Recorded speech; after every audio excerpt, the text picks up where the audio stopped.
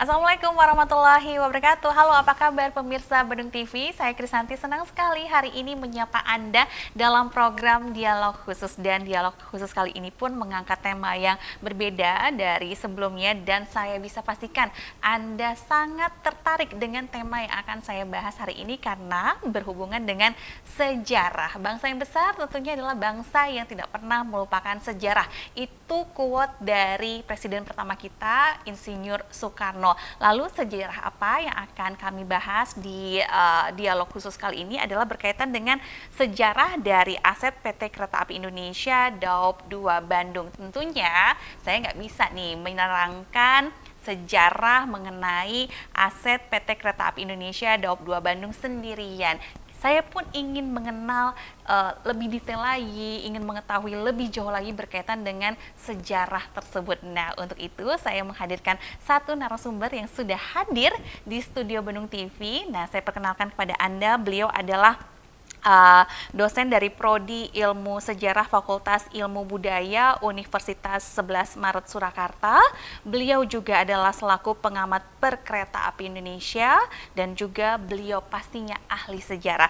Saya kenalkan pada Anda pemirsa di rumah, ada Bapak Dr. Waskito Widiwardoyo, SSMA. Assalamualaikum. Halo Bapak. Waalaikumsalam. Sehat ya Pak ya? Alhamdulillah sehat Mbak Santi. Oke, ini bangsa yang besar pasti bangsa yang tidak pernah melupakan sejarah ya Pak ya? Betul. Sejarahnya kita persempit lagi mengenai pembangunan infrastruktur di Indonesia, khususnya adalah kereta api karena perjalanannya sungguh panjang. Betul. Dan punya nilai historis tersendiri. Iya. Nanti kita akan kupas ya Pak ya? Siap. Bersama Bapak tentunya, dan kepada Anda pemirsa harus setia bersama kami dan kami segera kembali untuk Anda dalam program Dialog Khusus sesaat lagi.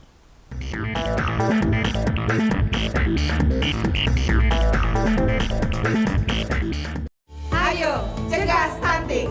Kunjungi bidan andalan Anda untuk merencanakan dan mengatur jarak kehamilan untuk tumbuh kembang buah hati yang optimal. Cegah stunting itu penting melalui perencanaan keluarga. Khawatir ber-KB? Tunda kehamilan dan raih cita-cita dengan Andalan FA. Andalan laktasi untuk ibu menyusui. Ber-KB itu mudah. Andalan pilihan perempuan Indonesia.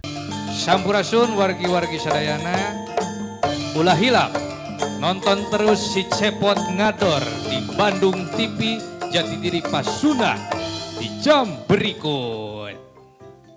Abdi teh bener jaipong engkau Kasuan-suan durian dipaksa megar. Emut-emut akang sedang diremah gagasan.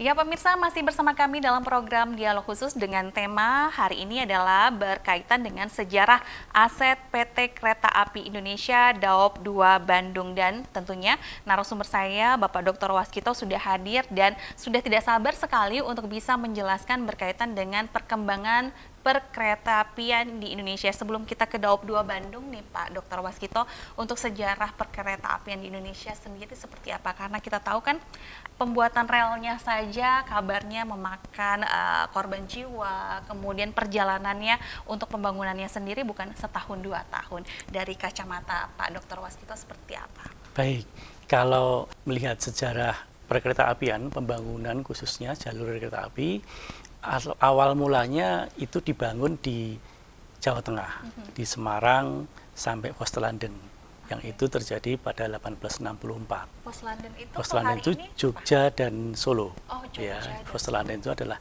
daerah-daerah kerajaan. Itu adalah pembangunan awal pertama kali dan dilakukan oleh sebuah perusahaan kereta api swasta Belanda yang namanya Nederland Indispoor Maskapai atau NISM, yang sekarang kalau dulu kantornya di Lawang Sewu, yang sekarang itu menjadi objek wisata ya Pak? objek wisata yang menjadi sangat menarik ya bagi publik. Dan kemudian setelah itu perusahaan negara yaitu Staatssporwegen disingkat SS, kemudian membangun jalur di Batavia sampai Bogor, ya. Dan akhirnya setelah itu 1878 mulai pembangunan dari Bogor sampai ke Bandung sampai Cisalengka, ya, itu 1878 sampai 1884. Nah, mulai dari situlah maka SS jadi perusahaan negara kereta api mulai membangun, kemudian dari Bandung Cicalengka selesai, kemudian dia juga membangun dari Surabaya sampai Yogyakarta. Dan diteruskan dari Yogyakarta sampai Cilacap, kemudian Cilacap sampai Cisalengka. Ya. Jadi kemudian berputar. Ya. Nah, yang paling terbesar, perusahaan kereta api terbesar di Hindia Belanda pada saat itu adalah SS memang. Karena perusahaan kereta api itu menjadi, ada dua saat itu, perusahaan kereta api swasta dan kereta api negara. Dan ya, swastanya adalah, ada waktu itu ada sekitar, banyak Mbak, ada sekitar 22 perusahaan. Dan itu semua dari Belanda? Betul, semuanya dari Belanda. Mereka melakukan pembukaan di masing-masing wilayah. Di Surabaya ada sendiri, di wilayah Jawa Tengah ada sendiri, di Solo, sekitaran juga ada sendiri. Nah, kalau khusus di Daup 2 ini, itu dibangun oleh Staatssporwegen. Staatssporwegen, SS. Nah, SS, gitu, ya. Staatssporwegen. Betul. Makanya kita kenalnya dengan sepur ya Pak ya? Sepur, ya, dari sepur bahasa Belanda. Ya, kemudian orang Jawa bilang atau orang Sunda juga spur ya. Spur. Itu dari bahasa Belanda, spur, S-P-O-O-R. Malah di Jawa Barat sendiri bukan di Bandung pertama kalinya ya Pak ya, pembuatan jalur kereta api itu Iya, di Bogor ya? betul, di Bogor dulu karena pada saat itu kita masih kalah dengan Priangan. Jadi Bandung itu dulu masih dianggap sebagai kota kecil ya. Faktornya apa Pak? Ya karena memang Priangan dan Sukabumi itu menjadi lebih bagus. Karena Secara dekat dengan Batavia dan juga menjadi salah satu tempat rekreasi kan kalau yang di Sukabumi. Tapi Mbak, yang penting adalah mengapa kemudian pemerintah Hindia Belanda membangun jalur kereta api di kawasan Bogor sampai ke selatan. Ya, nanti sampai Garut segala, ya. Kenapa? Ya karena satu, alasan pertahanan keamanan di wilayah jalur selatan. Secara geografis? Secara geografis, kemudian yang kedua yang penting adalah pengangkutan produk-produk perkebunan. Karena Priangan itu kan menjadi salah satu wilayah yang sangat favorit bagi kolonial untuk tropical produk-produk perkebunan. Jadi memang terintegrasi dengan kepentingan VOC pada saat itu? Kepentingan Hindia Belanda. VOC sudah tidak ada. Iya. Dan kemudian dengan itulah maka pemerintah Hindia Belanda nanti mengekspor semua hasil-hasil perkebunan dari Priangan dan sekitarnya. Bawa ke Cilacap, terus kemudian dibawa ke Eropa. Yang itu kan digabung juga dari yang tadi, Semarang, Vorsterlanden tadi, itu juga kepentingan utamanya adalah juga mengangkut produk-produk perkebunan. Ada gula, ada kopi, macam-macam. Ya. Akhirnya mereka dibawa dari Jogja sampai ke Semarang, dari pelabuhan Semarang juga sama juga ke Eropa. Yang ini menjadikan Belanda itu menjadi salah satu negara Eropa yang cukup sejahtera pada masa itu. Karena memang ada kegiatan perekonomian. Betul, ya, eksploitasi ekonominya luar biasa sekali pada masa itu. Ya, dengan jalur kereta api tadi memperluas, mempercepat ya, dan meningkatkan kesejahteraan orang-orang di sana pada masa itu. Pada masa itu berarti tidak ada penolakan dari masyarakat sekitar untuk pembangunan jalur kereta api? Tentu saja tidak, karena sudah diatur sedemikian rupa oleh pemerintah Hindia Belanda ya. Terkait dengan nanti pembebasan lahan, itu semuanya sudah diatur oleh pemerintah Belanda.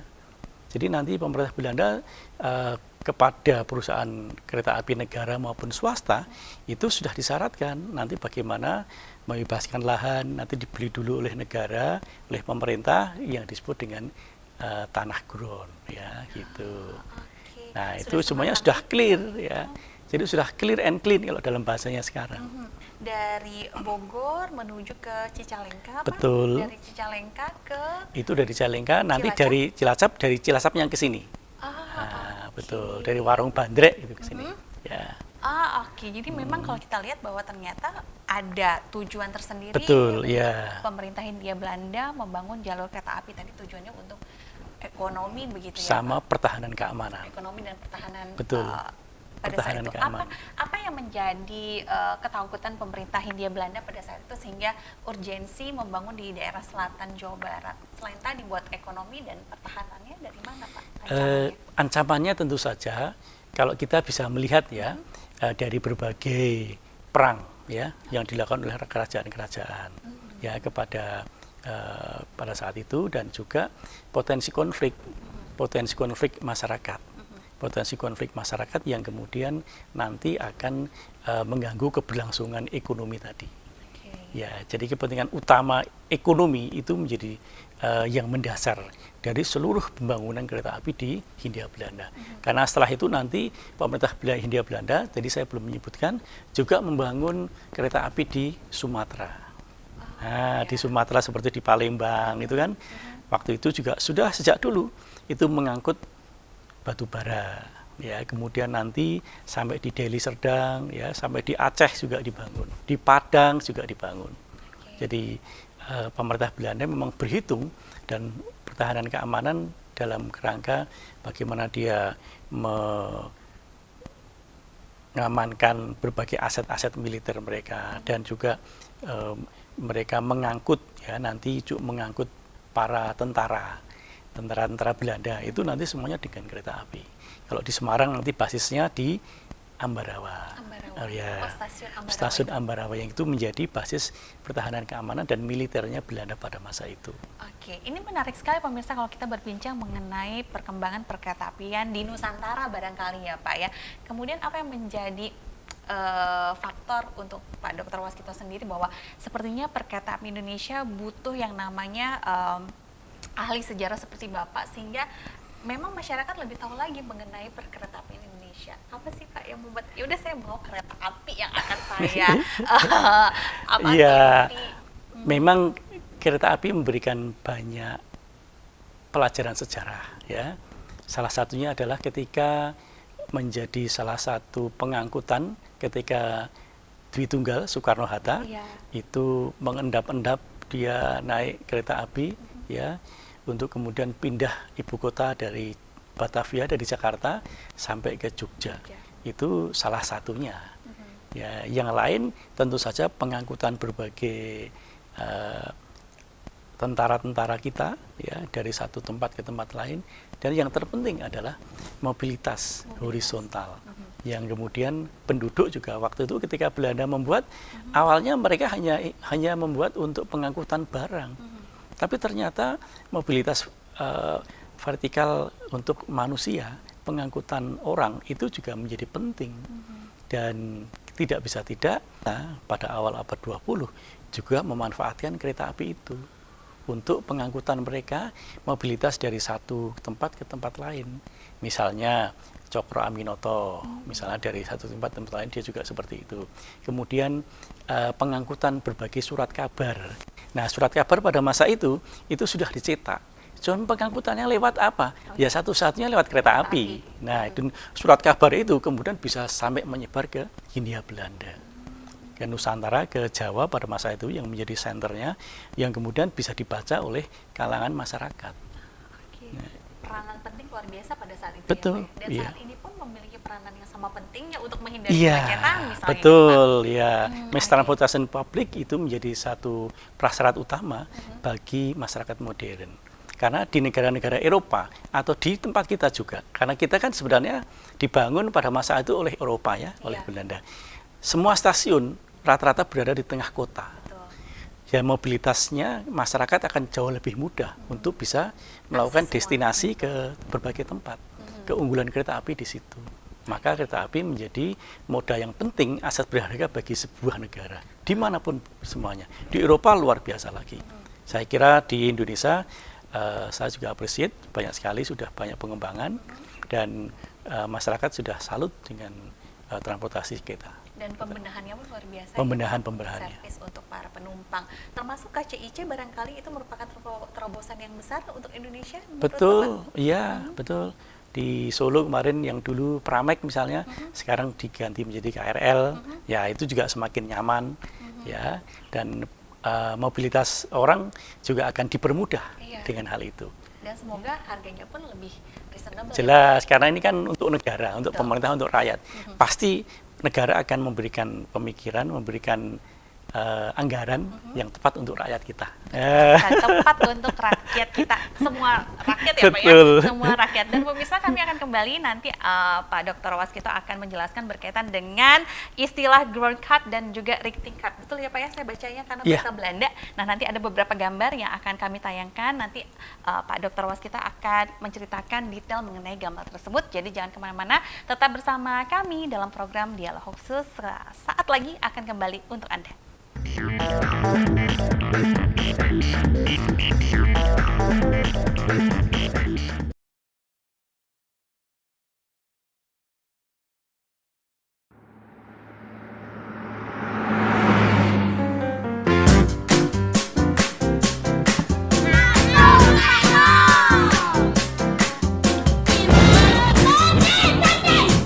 Nyawela, umadi nyawela. Panas, saling mengejar kebencian.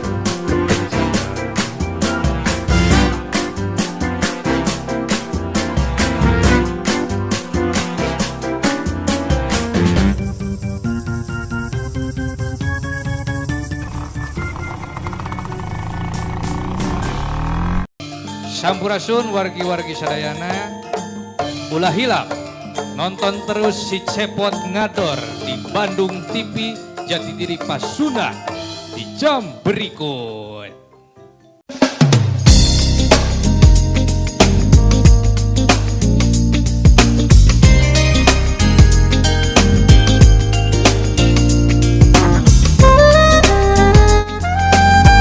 Mandala Wangi, perjalanan wisata dan berbagai atraksi budaya menarik yang sangat sayang untuk dilewatkan. Saksikan Mandala Wangi setiap Senin pada pukul 20 waktu Indonesia Barat hanya di Bandung TV. Dalam program Dialog Khusus kali ini, dan temanya saya kembali ingatkan kepada Anda adalah berkaitan dengan sejarah aset PT Kereta Api Indonesia Daop 2 Bandung bersama Dr. Waskito Widiwardoyo SSMA selaku dosen dari program studi Ilmu Sejarah Fakultas Ilmu Budaya Universitas 11 Maret Surakarta, pengamat perkereta-apian Indonesia, dan juga beliau ahli sejarah. Tadi kita sudah mendengarkan berkaitan dengan perkembangan kereta api Indonesia di zaman pemerintahan Hindia Belanda, dan ternyata daerah pertama kali yang dibangun untuk jalur kereta api di Jawa Barat bukan Bandung tapi ada di kawasan Bogor, pemirsa. Dan ada beberapa istilah bahasa Belanda yang harus kita dengarkan penjelasannya dari beliau berkaitan dengan ground cut dan juga righting cut. Nah, Pak Dr. Waskito, ini seperti apa berkaitan dengan dua istilah tersebut? Karena hanya beliau yang bisa menjelaskannya di program kita hari ini. Ada beberapa gambar yang sudah disiapkan ya, Pak Dokter? Iya, seperti dilihat pada gambar 1 ya, nanti bisa kita lihat bersama. Itu adalah contoh ground cut. Ya, ground cut itu adalah peta tanah, ya, tanah yang kemudian berisi tentang ukuran-ukuran penampang yang menunjukkan lahan yang dimiliki oleh alas, ya, alas yang dimiliki oleh kereta api. Iya, alas yang dimiliki oleh kereta api. Nah, dalam hal ini ground cut sebenarnya juga tidak hanya untuk PT Kereta Api. Sebenarnya ada juga untuk perhutani, ya, untuk pelni. Karena berhubungan dengan lahan. Berhubungan dengan lahan. Jadi pemerintah kolonial itu sangat luar biasa. Mereka membuat arsipnya, dan pada saat itu mereka membuat syarat. Jadi pemerintah Belanda ketika akan membuka kereta api, jalur kereta api, itu mereka memberikan hak konsesi. Hak konsensi. Hak konsensi itu adalah hak yang diberikan kepada masing-masing perusahaan untuk membuka lahan di lokasi tertentu. Jadi misalnya hak konsensi NISM membuka lahan kereta api 1864, ya, itu dari Semarang sampai Foster London, ya. Dan di Nusantara, di Hindia Belanda itu kemudian 99 tahun misalnya. Tapi karena itu swasta. Yang lain, perusahaan swasta yang lain itu sesuai dengan peraturan tahun 1866, ya, belum lahir ya Mbak ya, kita jauh, semuanya Pak. jauh ya. Jauh sekali. 1866 itu kemudian konsesi juga diberikan nantinya itu kepada perusahaan-perusahaan swasta yang lain. Ada yang 49 tahun, ada yang 75 tahun, ada yang Semarang, Cirebon, macam-macam di seluruh Hindia Belanda. Nah, SS ya, kemudian juga nanti diberikan konsesi, dia diberikan waktu untuk membuat jalur di mana-mana, dan setiap kali perusahaan itu harus membuat ground cut seperti yang ada di dalam gambar. Nah, ground cut itu perusahaan yang sudah diberikan hak konsensi ya diwajibkan membuat ground cut. Nah, ground cut itu kemudian sesuai dengan gambarnya ya, itu ada paling setidaknya ada 5 yang harus menandatangani. 5 pihak. 5 pihak. Jadi misalnya dibuat itu oleh seorang landmaster, jadi oleh petugas ukur tanah, ya, petugas BPN. Nah, kemudian di atasnya, kemudian nanti yang tanda tangan adalah kadaster. Kadaster itu adalah kepala BPN pada masa kolonial. Nah, kemudian setelah itu di dalam tabok yang lain tuh ada juga itu pertanda tanda tangannya siapa? Residen. Bupati ya, atau wilayah setempat ya. Kalau di Bandung ya berarti residen Bandung misalnya begitu ya. Terus kemudian ada juga ini tanda tangan dari pihak yang misalnya kalau perusahaan swasta ya pada saat itu, maka dia kemudian harus ditandatangani oleh Direktur BUMN pada masa itu. Ya, kemudian juga ada tanda tangan dari salah satu direktur juga, yaitu Direktur BOW. JOW itu kalau sekarang itu DPU, ya, Departemen Pekerjaan Umum. PU-nya. Nah, setiap kali perusahaan akan membuat ground cut, akan membuka jalur, dia akan membuat ground cut, dan ground cut itu dibuat dilandasi dengan adanya besulit Gubernur Jenderal atau keputusan Presiden. Nah, misalnya dari Bandung, dari Bogor sampai Cisalengka misalnya, itu ada besulitnya. Besulitnya cuma satu. Karena untuk mewadahi dari satu lokasi A sampai lokasi B. Terus kemudian dari situ nanti selain ada ground cut, itu juga dibuatlah namanya rechting cut. Rechting cut, yaitu kemudian penampang yang itu menunjukkan jalurnya. Hanya khusus relnya, itu lurus ke berapa sampai batas-batasnya.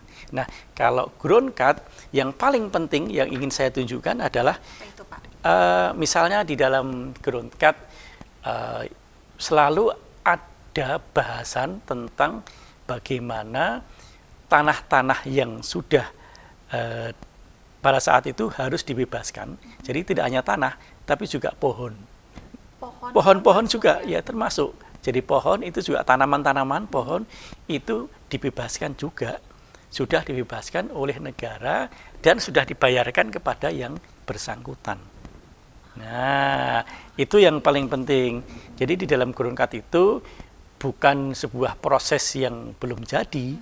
Jadi dengan ada yang ground cut berarti prosesnya sudah jadi, tinggal kemudian bangun realisasi. Jadi lahannya sudah dibebaskan semua pada saat itu. Kalau sekarang terbalik mungkin ya Pak? Sekarang saya kira juga begitu. Semuanya harus begitu. Tidak ada pembangunan saat ini tanpa ada pembebasan. Kalau enggak nanti konflik di masyarakat, Mbak. Kan kita selalu menghindari konflik. Jangan sampai itu terjadi konflik. Maka setelah itu dibebaskan, maka di dalam ground cut itu juga ada daftar namanya. Pemiliknya itu siapa, dulu sudah dibayarkan. Bahkan dalam Gulden itu ada di situ. Ada di dalam daftar nanti, di dalam yang nomor 31. Ya, itu ada nama-namanya siapa. Sudah dibebaskan. Batas siapa saja, kemudian dulu tanahnya seluas berapa, pohonnya ada berapa, itu nanti ada di situ semua. Jadi pemerintah kolonial kemudian sudah memberikan satu batasan bahwa dengan adanya ground cut dan rechting cut menjadi satu, maka rechting cut itu kemudian mereka jadi satu paket, besulit, kemudian ada besulit itu kan keputusan yang kemudian keputusannya itu kan melalui ya Mbak ya, kertas ya, surat ya. Tapi kalau ground cut dan writing cut itu kalau di dalam ilmu sejarah, dalam kearsipan itu termasuk kartografi. Jadi peta. Jadi pada masa itu pemerintah kolonial juga menyimpannya berbeda. Jadi menyimpannya kalau di kartografi itu di tempat-tempat mereka sendiri. Kalau di ANRI, kalau Besluit itu di tempat arsip nasional. Kalau klasifikasinya beda antara satu arsip dengan yang lain. Dan itu setiap ground cut pasti ada arsipnya, ada Besluitnya untuk menunjukkan itu. Dan satu ground cut ini Mbak, misalnya ini kan hanya nomor 30 dan nomor 31 yang saya buat contoh itu kan yang di Palembang misalnya. Itu sampai 31 bisa jadi sampai ke nomor berapa, nanti harus cek lagi datanya. Dan itu sekarang masih komplit. Diukur misalnya ini ada ukuran tanahnya satu petak ke satu persil ya, satu persil ke persil yang lain itu ada. Sedetail itu mereka ya, sedetail itu pada Pak. saat itu ya Pak ya. Betul, dan sekarang tersimpan di kereta api. Yang miliknya kereta api disimpan di kereta api. Di perhutani itu dimiliki dan disimpan di arsipnya perhutani baik di Jakarta maupun di Solo Tigo, itu saya tahu juga. Dan arsip yang lain seperti Pertamina maupun Pelni juga masing-masing disimpan di tempat mereka.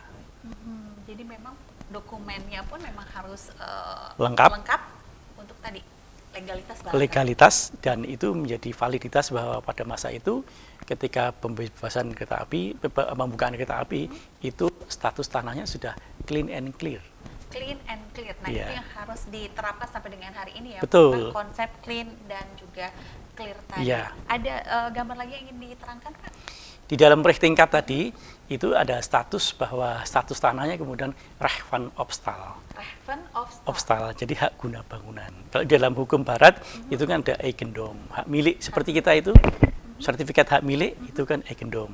Ya. Terus kemudian hak erpah ya, kemudian hak sewa. Kalau perkebunan biasanya nyewa. Terus kalau yang dengan kereta api misalnya writing cut tadi itu hak guna bangunan. Ya, misalnya seperti itu.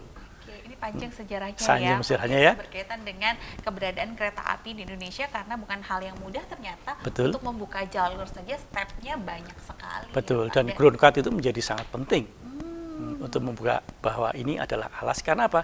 Salah satu profesor dari UGM mengatakan kalau kita bicara hukum itu harus bicara mengenai sejarah, apalagi bicara mengenai tanah itu harus bicara mengenai tanah. Bicara mengenai sejarah. Kalau bicara mengenai sejarah mengenai tanah itu harus bicara mengenai sejarah. Wow, luar biasa ya, dua istilah baru yang kita pelajari adalah ground cut dan juga writing cut. Dan legalitasnya pun berjenjang ya Pak ya. Dan yang paling penting konsep dari clean and clear-nya ini sudah diterapkan di masa Hindia Belanda dan semoga sampai dengan hari ini terus dijadikan standar untuk pembangunan infrastruktur manapun ya Pak Dr. Waskito. Dan nanti kita akan berbincang lagi berkaitan dengan khususnya Daup 2 Bandung ini seperti apa dan bagaimana kondisinya untuk perkereta apian yang ada di Daup 2 Bandung setelah jeda. Sampurasun wargi-wargi sadayana, ulah hilap nonton terus si Cepot Ngador di Bandung TV Jatidiri Pasunah di jam berikut.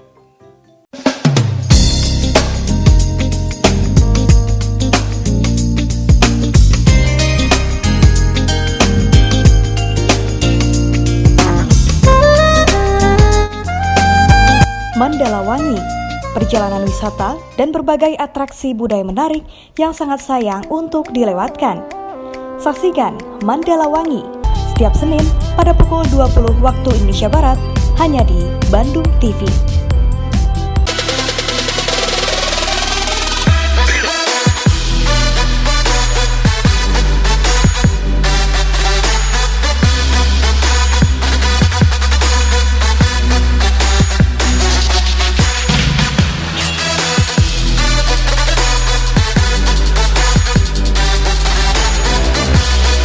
Saksikan Sport Arena setiap hari Selasa jam 20.00 waktu Indonesia Barat hanya di Bandung TV.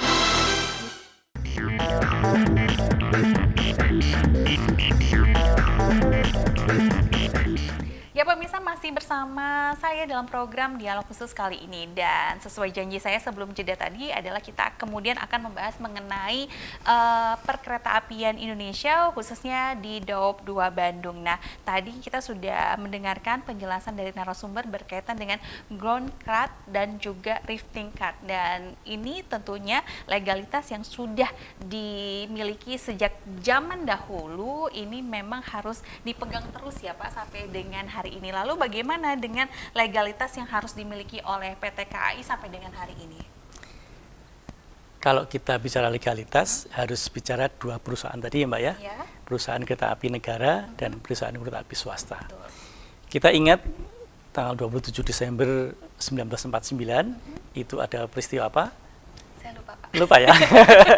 Bapak hanya langsung nggak ada deh. Sampai lupa ini. 27 Desember 1949 itu adalah penyerahan kedaulatan dari iya. Belanda kepada Indonesia. Ya, oke. Yang Para kedua kalinya ya Pak ya? Bukan. Yang pertama, Satu-satunya memang dari Belanda itu penyerahan kedaulatan. Kalau kita sejarawan dan kemudian Pak Karno sendiri tidak mau itu istilah penyerahan, tapi pengakuan kedaulatan. Nah, jadi pengakuan kedaulatan setelah mereka tidak mengakui kemerdekaan Indonesia pada Agustus 45. Ya, karena mereka waktu itu kan agresi militer pertama dan kedua. Jadi rekolonisasi ketika Belanda mau datang ke Indonesia, salah satu aspek yang utama datang ke Indonesia itu setelah melihat yang paling pertama diperbaiki itu adalah kereta api. Jadi kereta api saat itu digabung menjadi satu, namanya VS. Perusahaan-perusahaan swasta dan negara itu digabung jadi satu, namanya VS. Singkatan dari Vereniging Spoorwegbedrijf. Ya, Vereniging Spoorwegbedrijf, ya, VS. Dan itu perusahaan konsorsium gabungan antara perusahaan swasta dan negara. Nah, kemudian pada waktu kemerdekaan, perusahaan kita kemudian pemerintah kita membuat DKARI, Jawatan Kereta Api Republik Indonesia. Nah, kemudian jadi satu itu.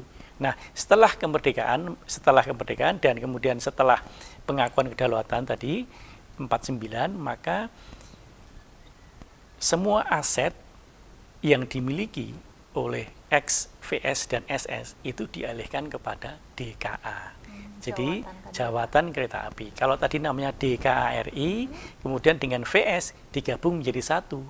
Jadinya, tahun 50 itu menjadi DKA. DKA. Jadi dulu DKARI, kemudian menjadi DKA. Nah, tapi di dalam DKA ini kan masih ada perusahaan swasta. Maka yang diserahkan tahap awal tahun 49 itu adalah perusahaan negaranya saja. Jadi hanya aset-asetnya SS saja saat tahun 49 itu yang diberikan dari pemerintah Belanda kepada ke Indonesia. Jadi tidak hanya kereta api, tapi juga perusahaan-perusahaan negara lain dimiliki oleh Belanda pada masa tahun 49 itu diserahkan kepada pemerintah Indonesia. Bahkan sampai utang-utang pun tidak semuanya dikelola oleh pemerintah Indonesia. Sampai kemudian, nah itu satu untuk yang perusahaan negara. Tapi untuk yang swasta itu berdasarkan pada Undang-Undang Nomor 86 tahun 58 tentang nasionalisasi perusahaan swasta Belanda. Nah, kemudian itu tidak hanya kereta api, tapi semua perusahaan, ada perkebunan, ada pertambangan, ya, macam-macam. Dan kereta api salah satunya di situ adalah melalui PP nomor 40 dan nomor 41 tahun 59. Kemudian tentang nasionalisasi perusahaan kereta api swasta Belanda. Ada 10 perusahaan saat itu yang kemudian dinasionalisasi. Salah satunya bukan VS itu gabungannya. Itu kalau di dalam PP itu menyebutkan khusus nama-namanya. Ada NISM, ada Cirebon Maskapai, ada Madura Stormtam Maskapai, ada Madura Maskapai, ada kemudian Serayu, Surajudal, ya, dan sebagainya. Ada banyak. Nah, dari situ, dari dasar legalitasnya untuk bisa memahami perusahaan kereta api ini adalah nasionalisasi itu kemudian pembayaran ganti rugi. Jadi di dalam model nasionalisasinya itu juga berbeda antara perusahaan swasta dan perusahaan Pemerintah. negara ya. Kalau perusahaan swasta itu dengan nasting, jadi membayar dengan mengambil alih dengan membayar ganti rugi. Nah, itu berdasarkan perjanjian Indonesia dan Belanda 7 September 1966. Ketika mereka kemudian berunding dan hasilnya adalah ada kesepakatan, ada cicilan pembayaran ganti rugi mulai tahun 73 sampai dengan 2003. Pembayaran ganti rugi nasionalisasi perusahaan-perusahaan swasta Belanda. Jadi baru kemarin ya Baru Pak 2003, ya? 2003 kemarin baru kita 2003 selesai. lunas. Ya, Ya ampun. 30 tahun. 30 tahun. Ya, itu untuk perusahaan swasta ya. Oke. Ya, begitu. Nah, di Daop 2 ini kebetulan yang bangun adalah SS. SS. Perusahaan negara. Jadi sudah sah sejak adanya KMB, penyerahan kedaulatan tadi itu, pengakuan kedaulatan tahun 49 tadi. Oke, jadi kita sudah nggak punya sudah tidak punya masalah apapun. Jadi semuanya sudah menjadi dialihkan. Bahkan sesuai dengan SK Menhub nomor 2 tahun 50 tadi, itu nanti pegawai-pegawai XSS juga akan ditawari, Anda mau jadi pegawai DKA atau enggak. Kalau enggak ya Anda akan diberi pesangon. Gitu. Kalau enggak ya Anda harus jadi warga negara Indonesia, gitu. Untuk mereka pegawai negara Belanda. Betul. Warga negara Ya, warga negara Belanda dan pusatnya di Bandung. Ya, perusahaan kereta api dan untungnya semua aset-aset ya, termasuk ground cut ini tadi itu kan menjadi asetnya kereta api dan di tempat-tempat lain ya itu masih tersimpan rapi di sini. Termasuk asetnya Daop 2 Bandung ya Pak ya? Betul, termasuk aset 2 Bandung. Sejauh mana sih aset yang dimiliki oleh kereta api Daop 2 Bandung Pak? Setahu saya di antara Daop dan Divre ya, kalau di daerah Sumatera itu kan Divre ya, kalau di Jawa itu Daop ya. Daop 2 itu menduduki nomor 3 total aset yang terbanyak. Yang pertama Jakarta, Daop 1, kemudian Daop 8 itu Surabaya, baru kemudian Daop 2. Ya, sekitar kalau tidak salah sekitar 29 juta meter persegi. 29 juta meter persegi ya, dari kawasan mana itu ya? Ada aset kan dibedakan ada aset yang operasional dan operasional ya. Apa bedanya Pak itu? Bedanya yang operasional itu yang masih untuk operasional sehari-hari ya. Kalau non operasional itu yang banyak lahan tidurnya. Oh ya. Ya. Jadi misalnya lahan tidur itu mulai dari Bandung Soreang sampai mana? Cipide ya misalnya. Terus kemudian juga ada yang dari Banjar ya, Pangandaran, Tasikmalaya ya, itu sampai ke Singaparna. Kemudian juga yang kalau daerah operasional itu biasanya rata-rata kemungkinan yang paling banyak dari Purwakarta. Nah, dari Purwakarta sampai Banjar, kemudian pada Larang Sukabumi itu menjadi salah satu bagian dari Daop 2 ini. Oke, tadi disebutkan ada yang operasional dan juga non operasional. Kalau operasional ya jelas kita setiap hari lihat penggunaannya. Berkaitan dengan lahan tidur nih Pak, pasti kan ada planning dari PT KAI Daop 2 Bandung yang memiliki strategi perencanaan untuk pembangunan infrastruktur. Nah, untuk membangunkan lahan tidur tadi kan pasti harus ada ekstra ya Pak, karena ya saking lamanya tidur barangkali sudah beralih fungsi. Nanti kita coba cerita dengan pemirsa bagaimana lahan-lahan yang non operasional tersebut bisa kembali ke PT KAI Daop 2 Bandung dan kemudian punya planning yang lebih baik lagi dibandingkan dengan non operasional sebelumnya. Sesaat lagi ya Pak, kita akan kembali untuk Anda dalam program Dialog Khusus.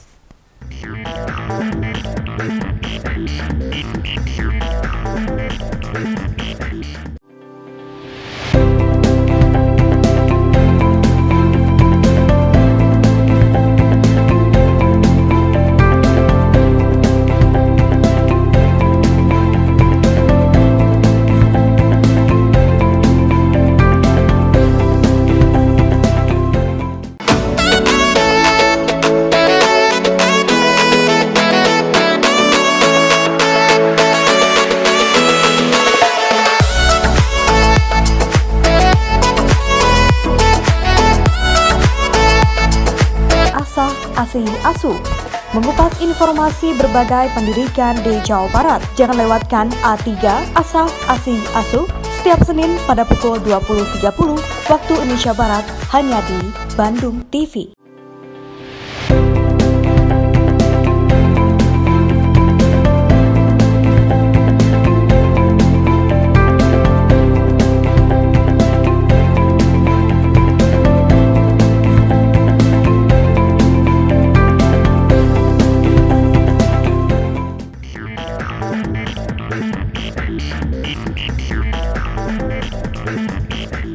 Ya pemirsa, terima kasih masih bersama kami dan tadi kita membahas mengenai pengelolaan aset yang dimiliki oleh PT Kereta Api Indonesia Daob 2 Bandung. Tadi luar biasa banyak yang dimiliki oleh PT KAI Daob 2 Bandung. Tentunya tadi ada pengklasifikasian, ada yang operasional dan juga non operasional, Pak.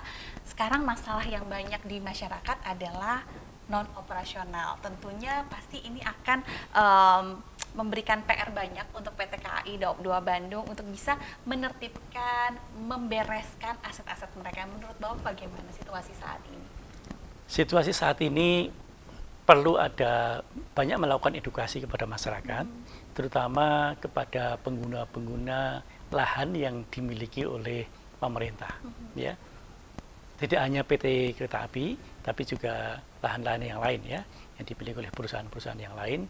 Dan khusus untuk kereta api, saya kira banyak sekali dari masyarakat yang menganggap bahwa ketika mereka menduduki sudah 20 tahun, mereka kemudian bisa mensertifikatkan gitu ya. Karena sudah lama. Sudah lama ya.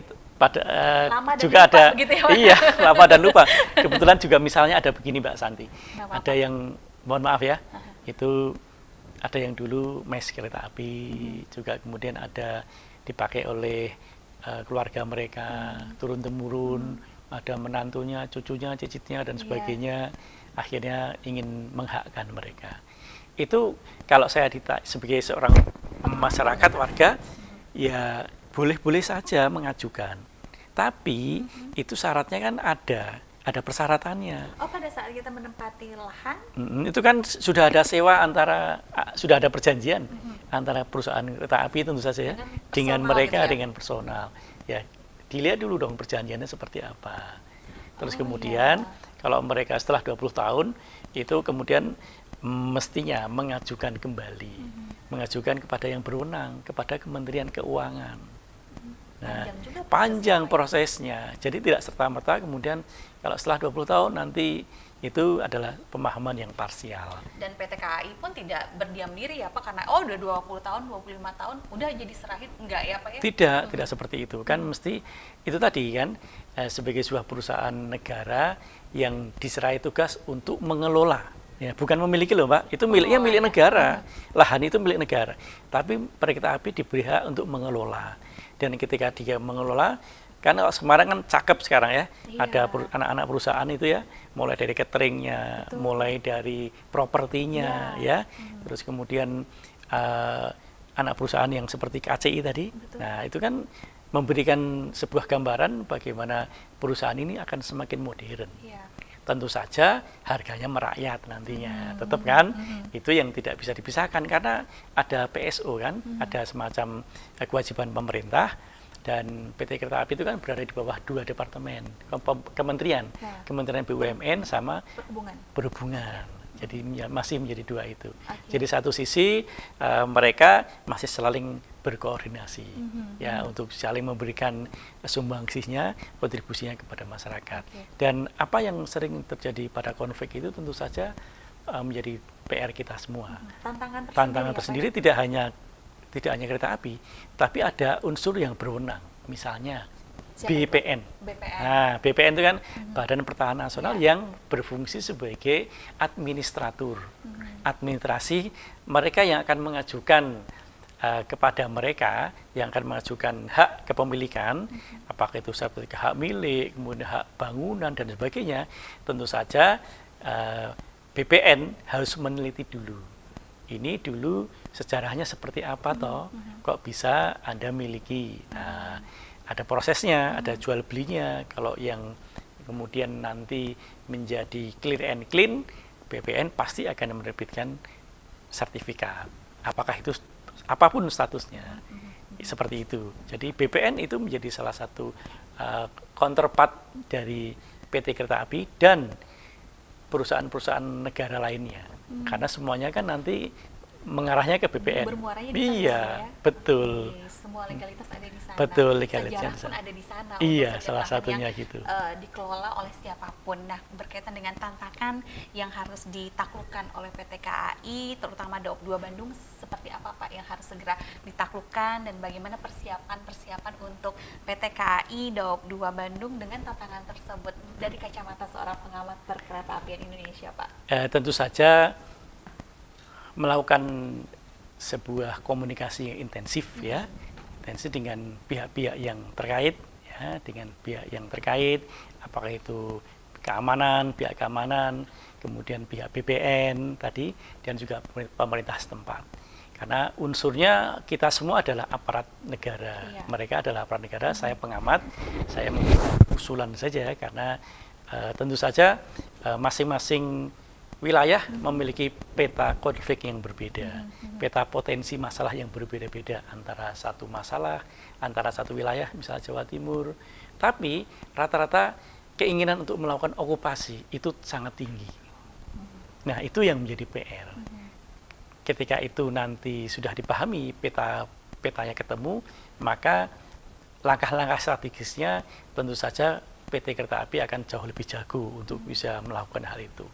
Mereka pendekatan-pendekatan, baik pendekatan secara personal, mediasi, maupun pendekatan secara hukum.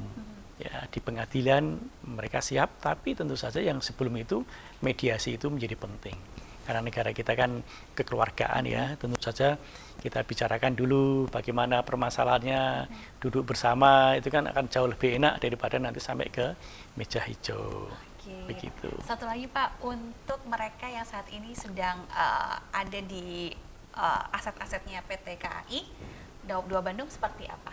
Selain harus melihat sejarahnya, legalitasnya, seperti apa Pak untuk mereka? Ya, tentu saja untuk mereka harus berdisiplin terkait dengan bahwa aset itu harus dijaga, bahwa aset itu adalah aset negara, dan setelah masa Pak Jonan itu transformasi kereta api nampak sekali ya, nampak sekali. Apa dan karena beliau sempat tidur di kereta api jadi, jadi transformasinya cepat betul. sekali.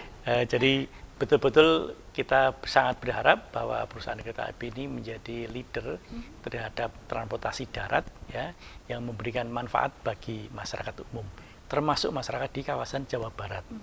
Ya, di Bandung tingkat masyarakat yang menggunakan kereta api itu saya tidak tahu data persisnya, tapi saya yakin luar biasa antara Bandung Jakarta dan sebaliknya, dan Bandung ke Jawa Tengah ya, itu sangat luar biasa minatnya, dan itu harus dijaga dan jangan sampai aset-aset dan kemudian operasional itu menjadi terbengkelai. Dan kuncinya adalah profesionalitas. Harus profesional, harus betul-betul menjaga independensi, dan harus memiliki keberpihakan yang jelas kepada negara. Jangan sampai main-main kepada orang lain, pihak-pihak ketiga. Iya, betul. Kalau itu sudah terjadi, negara rusak. Betul. Kalau itu terjadi, negara rusak ya Pak. Betul. Terima kasih banyak Pak atas penjelasannya untuk hari ini dan berkaitan dengan sejarah perkembangan perkeretaapian di Indonesia dari masa Hindia Belanda sampai dengan hari ini, khususnya untuk PT Kereta Api Indonesia Daop 2 Bandung. Sukses dan sehat terus untuk Bapak. Salam untuk teman-teman PT Kereta Api Indonesia Daop 2 Bandung, dan kita tunggu nih update-update berikutnya dari Bapak. Terima kasih banyak Bapak, dan pemirsa, itu tadi akhir perbincangan saya bersama narasumber saya berkaitan dengan perkeretaapian di Indonesia, sejarah aset PT KAI Daop 2 Bandung. Semoga ini memberikan banyak informasi untuk Anda. Yang paling penting, konsep clean and clear dan juga profesionalisme itu harus ada di setiap diri kita masing-masing. Saya Krisanti pamit, terima kasih atas kebersamaan Anda. Sampai jumpa, hatur nuhun.